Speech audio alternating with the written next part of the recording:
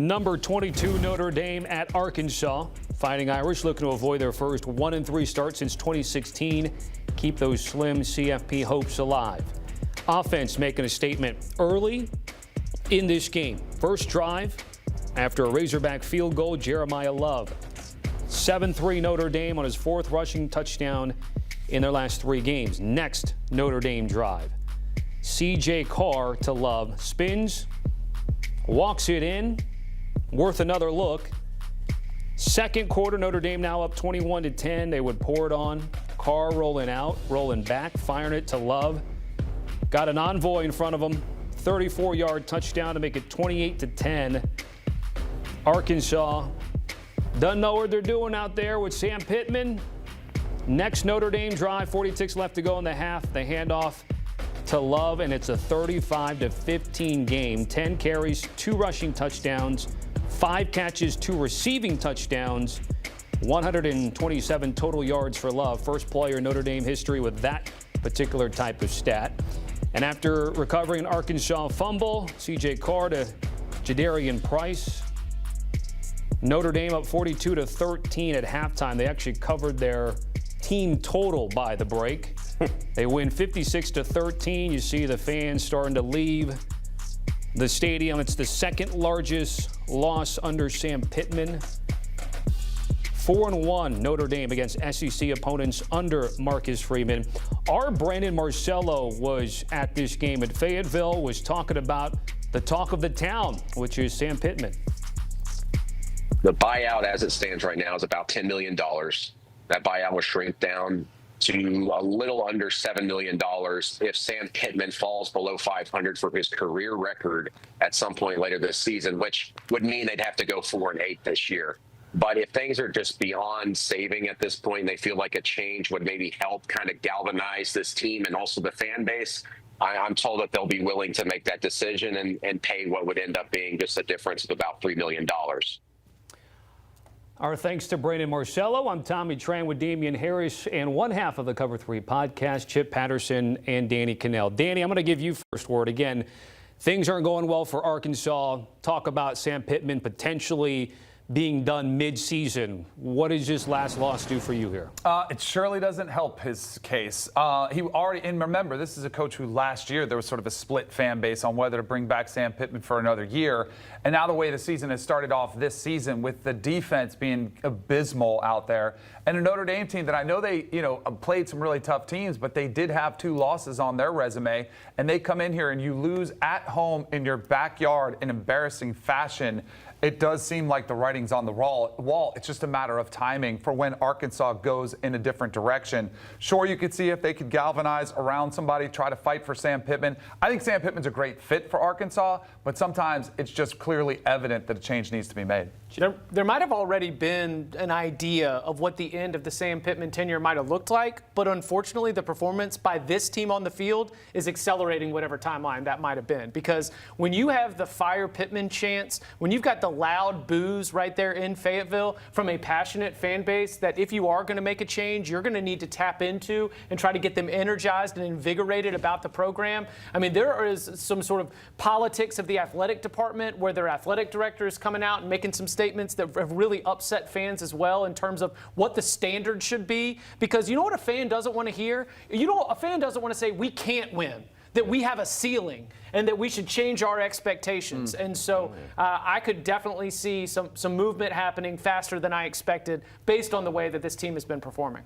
There was some chatter in terms of Sam Pittman, in terms of like, hey, if I stay through the end of the season, save you some money on the buyout. We heard from Brandon Marcello again, the difference being about $3 million, so anywhere between $7 to $10 million. Damien, what do you think about what's the situation at hand right now? Well, I just have to go back to what I see on the field. And again, keeping the main thing. We can talk about coaching contracts. We can talk about buyouts. We can talk about all this. At the end of the day, if you're not going out there and putting a performance up that's competitive at the bare minimum at home, we talk about this with Luke Fickell. We've talked about it with Dabo Swinney. As a coach, when you can't get your players to go out there and play an inspired form of football, a competitive brand of football, especially at home, in front of your fans, in front of your players' family, in front of your own family, when you can't get that done, to Danny's point, it just becomes evident, the writing is on the wall, that it's just time to move on. So I don't like like to get too much in the conversation about, oh, well, let's save some money here on the buyout. Let's wait a little bit to see what his record becomes. No, whenever you, as a program, the objective is to go out and win football games. And this is one of the most competitive conferences in all of football. And I get it. You lost to a team today that doesn't even play in a conference. Well, guess what? That makes it even worse for them to come in to your home, take what's yours in a very uninspired and uncompetitive matchup. And when you have performances like that as a coach, I cannot, as a player, I can't even sit here and vouch and say, oh, well, maybe let's give them some more time, or, let's just see if our record starts to get better at the end of the year. Because just like a player, just like a coach, the players are getting paid too. And they have a commitment to themselves to maximize this opportunity that they have now with NIL, transfer portal, et cetera, et cetera. And now you don't want to run the risk of losing guys to the portal if you keep Sam Pittman around. So you played for Nick Saban, you played for Bobby Bowden. I can't speak to this, I didn't play the game, but I wonder if there is something that is true about the straw that breaks the camel's back, because you were close against Ole Miss. It was a 6-point game. Mm-hmm. The Memphis game that you Should've lose, it was a 1-point game. Is it a loss like this truly can break a team? And again, y'all have experienced a lot of success, so it wasn't the same situation. But is there anything to that? Because covering the sport, I think that I have seen examples of a team, especially with this type of scenario, where the future is uncertain and you're competing and you're fighting hard, but then there's just one game and you can just tell like that the season's over. Is that something that really happens to y'all's at least understanding? Yes, and I would say it would happen last week. When you lose to a group of 5 team and you lose a game that you should have won, and it feels like there was a little bit of carryover into this week against Notre Dame. When you come out and you lay an egg against a quality opponent in your backyard, and then all of a sudden you look up and it looks like even further and further from competing for a bowl game, and your goals look like they're much that further off than you thought they were going to be. Yes, I think that, and then it becomes like just this snowball, because momentum works in both directions. I'm a believer in momentum. Once you start winning, stacking wins together, it can build up your confidence. Once you start losing a couple games in a row, then it does the exact opposite. Yeah, and I want to go back to your point, Chip, about not. Honestly, I completely forgot what you even said. now I completely lost it. But to Danny's point, with the straw breaking the camel's back, last week, to Danny's point, that would have been the straw. Yeah. This week is more of a, you've just lost everybody. That, like I said, you worry about guys hitting the portal. You wonder about guys checking out. You wonder if guys are even looking at the rest of the season. And this is where I was getting to your point, can we even win those games? Right. Because like you said, the last thing you want from fans is going into a game saying, well, we can't win this game. Well, I tell you something that's even worse than the fans thinking that is the players thinking that and losing the locker room. And that's the territory that Arkansas is in. Yeah, that loss at Memphis, and then you come back home and you have a performance like this. To your guys' point, looks like it's been built up. And then if you did a quick Google search for Sam Pittman in the third quarter, there were already all these articles about buyouts and things mounting against him. That's just great at SEO, halftime. Tommy. By the way, Sam Pittman, 63 years old. Who knows if he goes back and does a recruiting thing, coordinator things, if things don't work out at Arkansas. Conversely, on the flip side, Notre Dame continued to keep its slim CFP hopes alive, and they win, Danny, and they win with margin today. It's deja vu all over again. It's what it feels like, because last year I wrote them off. I said, you cannot lose to Northern Illinois at home. And what they do, they went out and ran the table and did it in impressive fashion. I think that's the one thing, because I don't think a win over Arkansas at the end of the year, especially if they don't make a ball or if they end up firing their coach, it's not going to really resonate with the voters as a strength of schedule move.